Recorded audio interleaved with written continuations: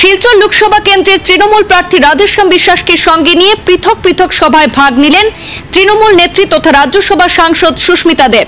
পূর্বাঞ্চল প্রতিদিনে একান্ত সাক্ষাৎকারে সুস্মিতা বলেন, শিলচরের মূল লড়াই হবে তৃণমূল কংগ্রেস এবং বিজেপির মধ্যে। বিজেপি প্রার্থী পরিমল শুক্লবৈদ্য নাকি মন্ত্রিত্ব পেয়েও ধলাই সমষ্টি থেকে বের হননি। বরাকের জন্য কি করেছেন পরিমল বাবু, প্রশ্ন উত্থাপন করেন সুস্মিতা দেব। এদিকে তৃণমূল প্রার্থী রাধেশ্যাম বিশ্বাস বলেন যে জনগণ চাইছেন তৃণমূল কংগ্রেসকে, জনগণের বিশ্বাস রয়েছে তৃণমূলের উপরে। পশ্চিমবঙ্গে মমতা বন্দ্যোপাধ্যায় একাই বিজেপির বিরুদ্ধে লড়ছেন আর শিলচর আসনে তৃণমূল বিজয় লাভ করবে বলে মন্তব্য করেছেন প্রার্থী রাধেশ্যাম বিশ্বাস। আমাদের প্রতিনিধি জুবাইর আহমেদের কাছ থেকে আমরা এই বিষয়ে জেনে নেব সবিস্তারে। আগামী 26 তারিখ রয়েছে লোকসভা নির্বাচন বরাক উপত্যকায়। ইতিমধ্যে আমরা দেখতে পেরেছি বিভিন্ন দল, রাজনৈতিক দল নির্বাচনী প্রচার আরম্ভ করে দিয়েছে। আমাদের মধ্যে উপস্থিত রয়েছেন তৃণমূলের রাজ্যসভার সাংসদ সুস্মিতা দেব, এমনকি শিলচর আসনের লোকসভা আসনের প্রার্থী রাধেশ্যাম বিশ্বাস। আমরা তাদের সাথে কথা বলার জন্য চেষ্টা করব। কালাইনি, আপনার প্রথম সভা, আপনি কি বলবেন? এর আগে সভা করেছি, কিন্তু এটা হলো মানে যে আমাদের পাবলিক আগে আমরা সভা করেছি কর্মী সভা। আজকে আমরা এই কর্মী সভায় এসে আমরা দেখলাম যে জনগণের মধ্যে যে খুব উৎসাহ এবং উদ্দীপনা আছে। বিশেষ করে তৃণমূল কংগ্রেসকে নিয়ে সবার একটা বিশ্বাস এসেছে যে তৃণমূল কংগ্রেসের নেত্রী যিনি মমতা ব্যানার্জিজি, উনি বাংলায় বিজেপির সঙ্গে একাই লড়ে যাচ্ছেন। এবং আমাদের এখানে আমাদের নেত্রী সুস্মিতা দেব মহাশয়া এখানে রাজ্যসভার এমপি হয়েছেন এবং উনি বিভিন্ন সময়ে বা আমাদের প্রয়াত নেতা সন্তোষ মোহন দেব এই অঞ্চল থেকে বারবার জিতে এখান থেকে নির্বাচিত হয়েছিলেন। কাজেই এই যে জনগণ আবার খুব উৎফুল্লিত হয়েছেন যে ওনারা এবার আমাকে প্রার্থী করেছেন, আমাকে তৃণমূল কংগ্রেসের প্রার্থী করেছেন।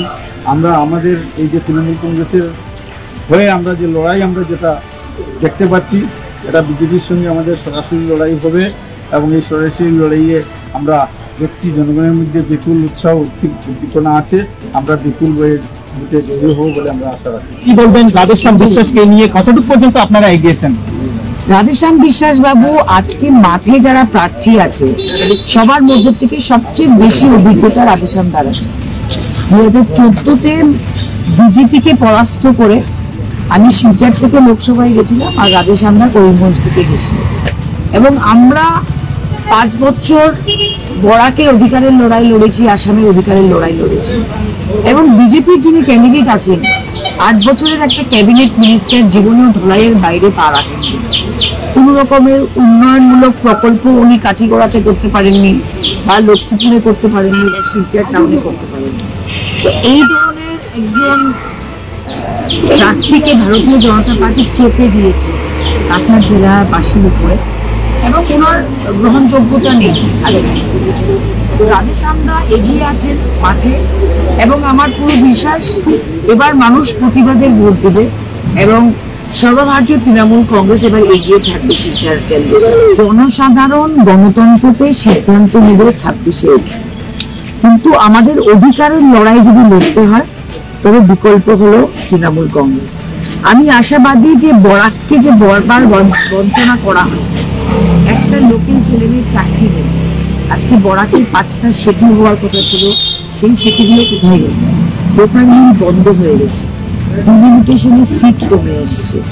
আজকে বরাকের বিজেপির নেতা আর বিধায়করা শুধু নিজের স্বার্থের জন্য কাজ করছেন এবং মুখ্যমন্ত্রীর সামনে ওদের মাথা উঁচু করে কথা বলার ক্ষমতা নেই।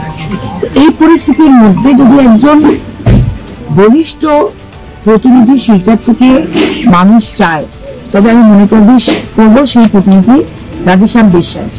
আপনি যদি আমাকে মার্জিনের কথা জিজ্ঞেস করেন, আমি শুধু এটাই বলবো মমতা বন্দ্যোপাধ্যায়ের নেতৃত্বে এবার শিলচরে খেলা হবে। বাক্স খুললে আপনারা বুঝবেন। মমতা বন্দ্যোপাধ্যায় কি শিলচরে আসছেন? আগামী 17 তারিখ 12টার সময় দুপুরে টাউন ক্লাবের মাঠে আমাদের জননেত্রী মমতা বন্দ্যোপাধ্যায় আসবেন। প্রায় 20,000 মানুষ সেখানে উপস্থিত থাকবেন। আমি সবাইকে আমন্ত্রণ জানাচ্ছি এবং মমতাদিকে ধন্যবাদ জানাচ্ছি যে আসামের বুকে বরাকের বুকে উনি পা রাখছেন। কার লড়াইয়ের জন্য? মানুষের লড়াইয়ের জন্য। মা মাটির মানুষ এবার জিতবে শিলচর।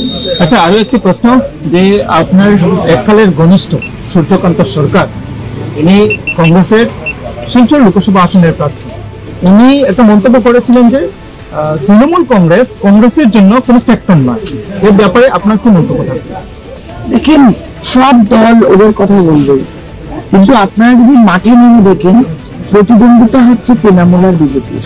কংগ্রেসকে মানুষ বিশ্বাস করে না, কারণ আজকে কমলাক্ষ বাবু কংগ্রেসের ভোটে জিতে বিজেপিকে, সিপ্রেক আহমেদ কংগ্রেসের ভোটে জিতে বিজেপিকে।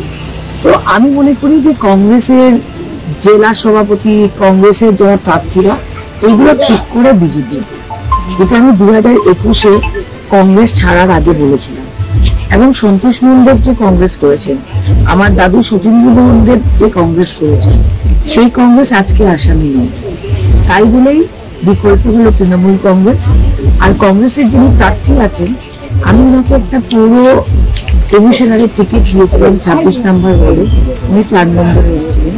একটা পৌর নিগমের নির্বাচন, কংগ্রেস বিজেপিকে ওয়াকওভার দিতে চাইছে, শিলচরে পাস দিতে চাইছে। তাই বলে মমতা বন্দ্যোপাধ্যায় মাঠে নেমেছেন বরাকের অধিকারের লড়াইয়ের জন্য। এটা কোনো ক্ষমতার লড়াই না, এটা সুস্মিতা দেবের লড়াই না, এটা রাধেশ্যামদার লড়াই না, এটা আপনাদের যুব সমাজের বেরোজগার যারা বসে আছে ওদের লড়াই। আমাদের যে বিধানসভার সিট কমছে সেটার বিরুদ্ধে লড়াই। এবার 26শে এপ্রিলে প্রতিবাদের ভোট হবে। ইতিমধ্যে মন্তব্য করেছেন প্রাক্তন সাংসদ তথা বর্তমান রাজ্যসভার সাংসদ সুস্মিতা দেব। উনি বলেছেন যে এবার প্রতিবাদের ভোট হবে, 26 তারিখ প্রতিবাদের ভোট রয়েছে, উনি মন্তব্য করেছেন।